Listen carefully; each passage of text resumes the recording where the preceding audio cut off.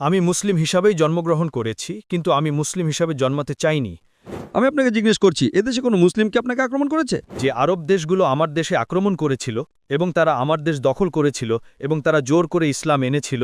যে আরবরা আমার দেশে এসেছিল এবং বাধ্য করেছিল, আপনি কি সেখানে উপস্থিত ছিলেন? ইউরোপের সবচেয়ে দ্রুত বৃদ্ধিপ্রাপ্ত ধর্ম ইসলাম। আমি আপনাকে জিজ্ঞেস করছি, কে আমেরিকানদের ইসলাম গ্রহণে বাধ্য করছে? আমি এখানে আসার জন্য ধন্যবাদ জানাতে চাই। আমার নাম পুয়া, আমি নাট্যকলা বা ড্রামার ছাত্র এবং আমি ইরান থেকে এসেছি। ইরাক নয়, ইরান, যার পুরনো নাম পারস্য। আমি একটি ধার্মিক পরিবার থেকে এসেছি, মানে আমার পরিবার মুসলিম। আমি মুসলিম হিসাবেই জন্মগ্রহণ করেছি, কিন্তু আমি মুসলিম হিসাবে জন্মাতে চাইনি। কারণ আপনারা জানেন, পারিবারিকভাবে আমি জন্মেছি, কিন্তু এখনও আমি ইসলাম গ্রহণ করিনি কিছু বিষয় বা পয়েন্টের কারণে। আমার মূল প্রশ্নটি ছিল সেই সময়ের ব্যাপারে, মানে এশীয় সময়, 1000 বছর আগে, যখন আমার দেশে ইসলাম এসেছিল এবং আমরা মুসলিম হয়েছিলাম। আমি ইতিহাসে যা পড়েছি এবং সেই সব বিষয় থেকে আমি জানতে পেরেছি যে আরব দেশগুলো আমার দেশে আক্রমণ করেছিল এবং তারা আমার দেশ দখল করেছিল এবং তারা জোর করে ইসলাম এনেছিল, আমার রাজা তা গ্রহণ করা ছাড়াই। পারস্য ছিল একটি পুরনো দেশ এবং প্রাচীনকাল থেকে এখন পর্যন্ত এটি ছিল সবচেয়ে সভ্য দেশ। আমরা একজন সত্যিকারের ঈশ্বরে বিশ্বাস করতাম, আমরা একজন সত্যিকারের ঈশ্বরের উপাসনা করতাম এবং আমাদের ধর্ম ছিল জরাস্ত্রস্ত্রবাদ। তাহলে তিনিও একজন নবী ছিলেন, তাই আমরা ভালো চিন্তা, ভালো কথা এবং ভালো কাজে বিশ্বাস করতাম। এমনকি সাইরাস দ্য গ্রেট, তিনি বিশ্বের রাজা ছিলেন এবং তিনি অনেক ভালো কাজ করতেন। এমনকি কিছু মানুষ বিভ্রান্ত ছিল, তারা তাকে মসীহ বা মেশায়া বলত। তিনি অনেক ভালো কাজ করতেন, কিন্তু তিনি কখনোই বলেননি আমি নবী বা আমি ঈশ্বর।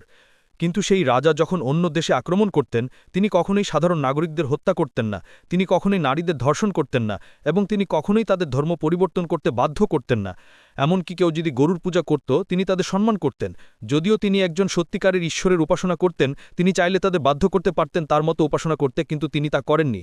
কিন্তু ইসলামের পদ্ধতিতে আপনি যদি আপনার ধর্ম প্রচার করতে যান, তার মানে এই নয় যে আপনাকে সেটা জোর করে কারো উপর চাপিয়ে দিতে হবে বা তাদের সেই ধর্ম গ্রহণ করতে বাধ্য করতে হবে। কারণ আপনারা জানেন, মানুষ মানেই স্বাধীনতা, তাই প্রত্যেকের মানবাধিকার থাকা উচিত। হয়তো সেই মানুষগুলো সেই ধর্ম চায়নি, তাহলে কেন তাদের আক্রমণ করতে হবে এবং জোর করে তা আনতে হবে? এটাই ছিল প্রধান প্রশ্ন, যা আমার মনে একটু জানেন আমার বিশ্বাসকে দুর্বল করে দিয়েছে। ভাই, আপনি কি পারসি?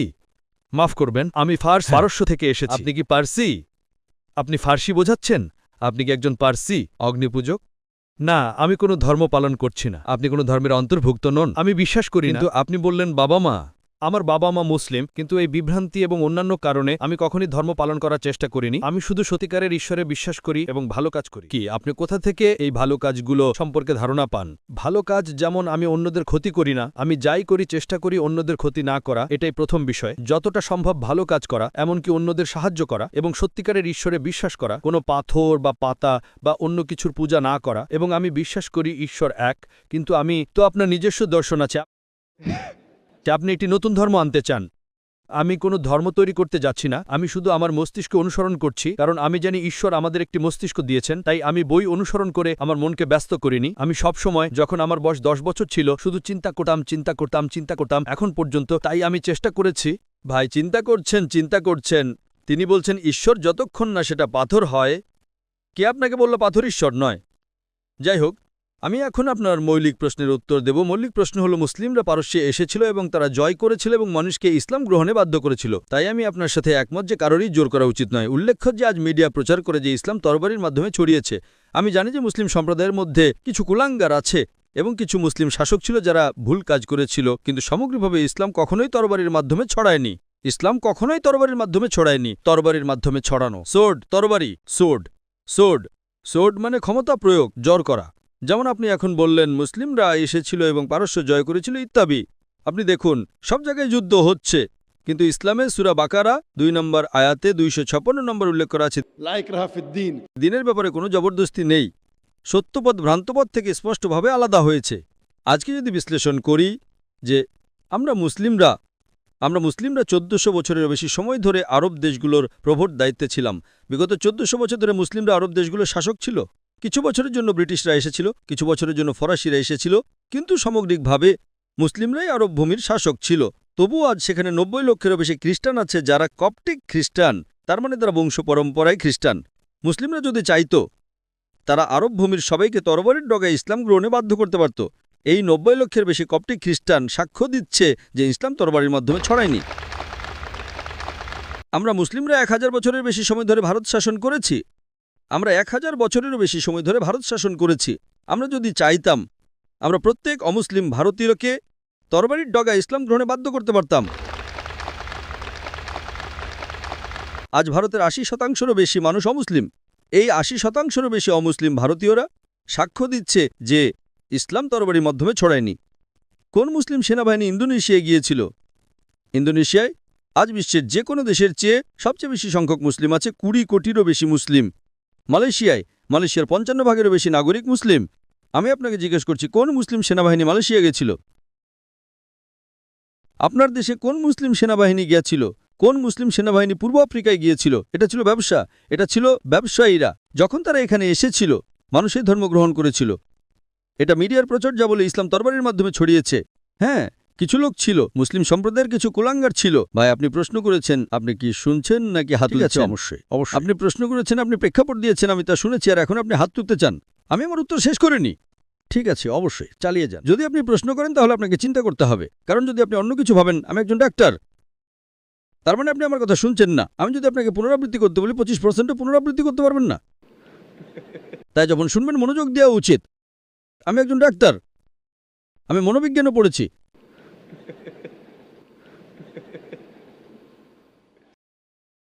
তো এটা মিডিয়ার প্রচার। যদি টমাস কার্লাইলকে পড়েন, টমাস কার্লাইল একজন ঐতিহাসিক। তিনি তার বই হিরোজ অ্যান্ড হিরো ওয়ার্শিপে লিখেছেন তিনি 1 নম্বর হিরো হিসেবে নবী মুহাম্মদ সাল্লাল্লাহু আলাইহি ওয়াসাল্লামকে রেখেছেন। তিনি একজন খ্রিস্টান। তিনি বলেছেন যদি প্রত্যেক নতুন ধারণা একজনের মাথায় জন্মায়, একজনের মাথায় এটা সারা বিশ্বে একা বাস করে, সেটা খুবই কম ভালো করবে যদি সে একটা তরবারি নেয় এবং সেটা প্রচার করে। আপনাকে প্রথমে তরবারি পেতে হবে। তিনি বুদ্ধিমত্তার তরবারির কথা বলছেন। প্লেন ট্রুথ ম্যাগাজিন একটা জরিপ হয়েছিল 50 বছরের ব্যবধানে বিশ্বের প্রধান ধর্মের বৃদ্ধির ওপর। একটা জরিপ 50 বছরের ব্যবধানে 1934 থেকে 1984 সাল পর্যন্ত 50 বছরের ব্যবধানে প্রধান ধর্মের বৃদ্ধি। এটা রিডার্স ডাইজেস্ট অ্যালমানাক এয়ারবুক 1984-তে এসেছিল। নাম্বার 1, ধর্মের সবচেয়ে বেশি বৃদ্ধি ইসলামে 235%, খ্রিস্টান ধর্মে মাত্র 47%। আমি আপনাকে জিজ্ঞেস করছি 1934 থেকে 1984 সালের মধ্যে কোন যুদ্ধ হয়েছিল যা অমুসলিমদেরকে ইসলাম গ্রহণে বাধ্য করেছিল? কোন যুদ্ধ ছিল? আজকে অতীত বাদ দেন, আজ আমেরিকায় সবচেয়ে দ্রুত বৃদ্ধিপ্রাপ্ত ধর্ম ইসলাম, ইউরোপের সবচেয়ে দ্রুত বৃদ্ধিপ্রাপ্ত ধর্ম ইসলাম। আমি আপনাকে জিজ্ঞেস করছি, কে আমেরিকানদের ইসলাম গ্রহণে বাধ্য করছে? কে ইউরোপিয়ানদের ইসলাম গ্রহণে বাধ্য করছে? আপনি তখন জন্মগ্রহণ করেননি। আপনি কি অতীতে উপস্থিত ছিলেন যে আরবরা আমার দেশে এসেছিল এবং বাধ্য করেছিল? আপনি কি সেখানে উপস্থিত ছিলেন? এটা হিস্ট্রির অনেক কিছু মিথ্যা। তো সেটাই ঠিক আছে। একজন বিখ্যাত ঐতিহাসিক ডিলিসিও লেয়ারি তিনি তার বই ইসলাম এট দ্য ক্রস রোডসে পৃষ্ঠা নম্বর 8-এ লিখেছেন যে ইতিহাস এটাকে পরিষ্কার করে দেয় যে ধর্মান্ধ মুসলিমরা সারা বিশ্বে ছড়িয়ে পড়ে তরবারিটাকে ইসলাম চাপিয়ে দিচ্ছে। এই কিংবদন্তিটাই হচ্ছে সবচেয়ে চমৎকার এবং অযৌক্তিক মিথ বা গল্প যা ইতিহাসিকরা পুনরাবৃত্তি করেছেন। কে বলেছেন? ডিলেসিও লেয়ারি। ইতিহাস এটাকে পরিষ্কার করে দেয় যে ধর্মান্ধ মুসলিমরা বিজিত জাতিগুলোর ওপর তরবারির নখায় ইসলাম চাপিয়ে দিচ্ছে। এই কিংবদন্তিটাই হচ্ছে সবচেয়ে চমৎকার এবং অযৌক্তিক মিথ যা ইতিহাসিকরা পুনরাবৃত্তি করেছেন। এটা আজ শুধু মিডিয়াতে মুসলিম তেন্তাবাজ। আমি আপনাকে জিজ্ঞেস করছি, এদেশে কোনো মুসলিমকে আপনাকে আক্রমণ করেছে? না, কখনোই না। কিন্তু মিডিয়া বলে মুসলিমরা তেন্তাবাজ। হ্যাঁ, মিডিয়া তো শুধু বাজে কথাই বলে। একইভাবে আপনার ইতিহাসও বাজে কথা।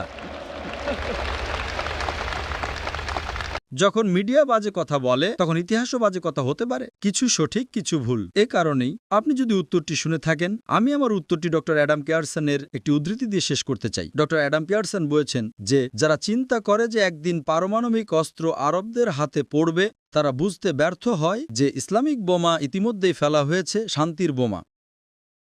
এটি সেই দিন পড়েছিল যেদিন নবী মুহাম্মদ সাল্লাল্লাহু আলাইহি ওয়াসাল্লাম জন্মগ্রহণ করেছিলেন। উত্তরের জন্য আপনাকে ধন্যবাদ ডাক্তার, কিন্তু পয়েন্ট হলো আমি সঠিক উত্তর পাইনি, কারণ সেটা মিডিয়া নয়, সেটা ইতিহাস। এবং ইতিহাস এমন কিছু নয় যা ভুলভাবে লেখা যেতে পারে, কারণ যদি এটা ভুলভাবে লেখা হয় তবে তা পরিবর্তন করা যেতে পারে, কিন্তু সারা বিশ্বে ওটাই ছিল সত্য ইতিহাস এবং এটা লেখা আছে প্রতিটি। আপনি ডিলেসিও লেয়ারির উদ্ধৃতিটি শুনেছেন? আপনি কি এটা পুনরাবৃত্তি করতে পারবেন? কি পুনরাবৃত্তি করব? ডিলেসিও লেয়ারির উদ্ধৃতি পুনরাবৃত্তি করুন। আমি এটা দুবার বলেছি, একবার নয় দুবার। আমার উত্তরের বেশিরভাগ একবার ছিল, এটা আমি দুবার বলেছি। এখন পুনরাবৃত্তি করুন বারবার 50%। তো ওই শব্দটা পুনরাবৃত্তি করার পয়েন্ট কি? আমি জানতে চাই এটা আপনার মাথায় ঢুকেছে কিনা। না, কারণ আমার মাথায় যা আছে তা হলো ইতিহাস প্রথম বিষয়। আমি আপনাকে জিজ্ঞেস করছি, আপনি কি সেই বিবৃতিটি পুনরাবৃত্তি করতে পারবেন যে উত্তর আমি আগে এখানে দিয়েছিলাম? যদি আপনি পুনরাবৃত্তি করতে না পারেন, তার মানে আমার উত্তর পুনরাবৃত্তি না, করা আমি অর্থহীন। আপনার কথা শুনছি। আপনি বলছেন পুনরাবৃত্তি করতে, সেটা হলো আপনি আমার কথা শুনছেন না, আপনি অন্য কিছু ভাবছেন। আপনি কি পুনরাবৃত্তি করতে পারবেন? না, আমি পারবো না। আপনি কি ডিলেসি ওলিয়ারি, একজন বিখ্যাত ইতিহাসবিদের বিবৃতি পুনরাবৃত্তি করতে পারবেন? আমি এটা তৃতীয়বারের মতো বলছি, শুনুন। এটা শুনুন এবং লাইনের পেছনে যান। ডিলেসি ওলিয়ারি বলেছেন যে ইতিহাস এটি পরিষ্কার করে যে ধর্মান্ধ মুসলিমরা বিজিত জাতিগুলোর উপর তরবারির ডগায় জোর করে ইসলাম চাপাচ্ছে। এই কিংবদন্তিটি হল সবচেয়ে চমৎকার এবং অযৌক্তিক মিথ যা ইতিহাসবিদরা কখনো পুনরাবৃত্তি করেছেন। ওলিয়ারি বলছেন ইতিহাস মিথ্যা বলে আসছে, আর আপনি বলছেন ইতিহাস। আমি ইতিহাসে বিশ্বাস করি। ডিলেসি ওলিয়ারি বলছেন ইতিহাস যা বলে যে মুসলিমরা তরবারির ডগায় ইসলাম চাপাচ্ছে তা হল সবচেয়ে চমৎকার মিথ যা ইতিহাসবিদরা পুনরাবৃত্তি করেছেন। তাই আপনি মিথ বা কল্পকাহিনী দ্বারা প্রভাবিত হয়েছেন। তাই এখন ভাবুন এটা একটা মিথ এবং এটা ভুলে যান আর সত্য বিশ্বাস করেন। সত্য হলো আপনি কোরআন পড়ুন এবং ইনশাআল্লাহ আমি চাই আপনি ইসলামে ফিরে আসুন। আপনার